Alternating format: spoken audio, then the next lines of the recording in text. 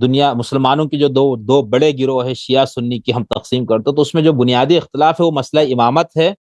جو شیعہ مفہوم میں ہے، اور ادھر ہے عصمت عدالت صحابہ۔ اب جو ہم جب قرآن کو دیکھتے ہیں یا حدیث کا ذخیرہ دیکھتے ہیں تو اس میں عدالت صحابہ تو ہمیں نہیں، اس میں کوئی عقیدے کے طور پر تو نظر نہیں آتا، بہرحال طالب علم کے طور پر مجھے ہاں ٹھیک ہے صحابہ کی فضیلت پر آیتیں بھی ہیں اور ان کی مذمت پر بھی آیتیں ہیں، فضیلت پر حدیثیں بھی مل جائیں گی آپ کو، مذمت بھی، عدالت کے اوپر کوئی چیز نہیں۔ لیکن یہ جو عصمت امام یا امام کا خدا کی طرف سے منصوص ہونا،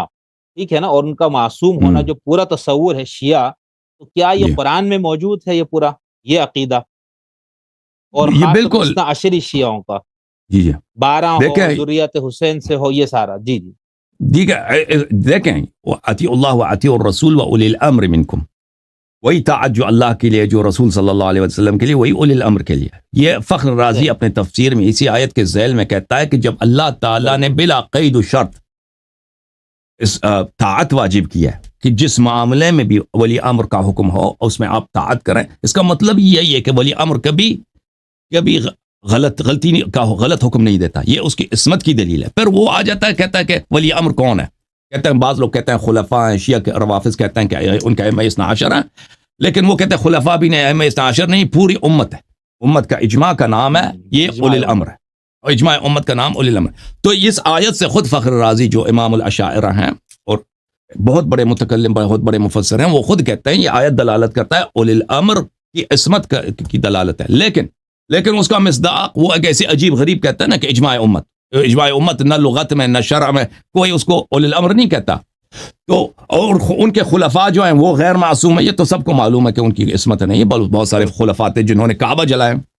جنہوں نے مدینہ منورہ میں زنا ریپ کریں، پورا یعنی گینگ ریپ کرتے تھے۔ یہ یزید کا جو لشکر ہے مدینہ منورہ میں واقع حرہ میں صحابہ مہاجرین انصار کی بیٹیوں کے ساتھ اور ان کے بہوؤں کے ساتھ، ان کے بہنوں کے ساتھ کیا کیا انہوں نے، آپ ان کے اپنے کتب میں جا کے دیکھیے، ابن تیمیہ کے کتب میں، البدایہ والنہایہ ابن کثیر میں، کہ 3 دن تک مدینہ منورہ میں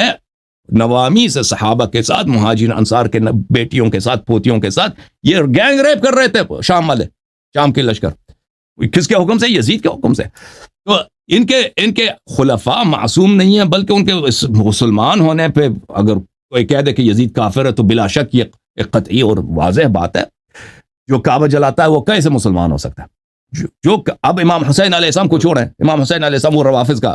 کا حساب کرتا، اب کعبہ امام حسین علیہ السلام کعبے سے تو بہت بڑا ہے، ان کی جوتی بھی کعبے سے، المؤمن اعظم حرمۃ من الکعبہ، امام حسین علیہ السلام تو دور کی بات ہے، لیکن جس نے کعبہ جلایا، یہ ان کی عقل کی بات کر رہا ہوں، مخالفین کے عقل کے مطابق بات، جس نے کعبہ جلایا، کعبہ پہ منجنیق پہنی، وہ کیسے مسلمان ہو سکتا ہے؟ ٹھیک ہے نا؟ تو ان کے خلفاء غیر معصوم ہیں، وہ تو واضح بات ہے، تو یہ دلالت کر لیتا ہے کہ یہ معصوم ہے۔ اس کے بعد آیہ تطہیر ہے، اور اللہ آپ کا یا ایھا الذین آمنوا اتقوا اللہ وکونوا مع الصادقین، اللہ رب العزت کا ارشاد ہے، آیہ تطہیر عصمت کی دلیل ہے، یا ایھا الذین آمنوا اتقوا اللہ وکونوا مع الصادقین، ہر حالت میں صادقین کے ساتھ رہو، یعنی ان کے ساتھ یہ جس طرح بھی بولیں، جس حالت میں بھی بولیں، قیام میں، قعود میں، امر میں، نہی میں، ان کے اتباع کریں، یہ عصمت کی دلیل ہے۔ اللہ تعالیٰ اگر آپ کو کہہ دے کہ فلان شخص کی ہر بات ماننا ہے آپ نے، اس کا مطلب یہ ہے کہ وہ کبھی آپ کو گمراہی کی طرف نہیں بلائے گا، گناہ کی طرف حکم نہیں دے گا، یہ عصمت کی دلیل ہے۔ اور اس کے علاوہ بھی ہمارے پاس الحمدللہ رب العالمین قرآن مجید، فرقان حمید سے ائمہ ابرار علیہ السلام کے عصمت کے دلائل ہیں۔ جی بسم اللہ۔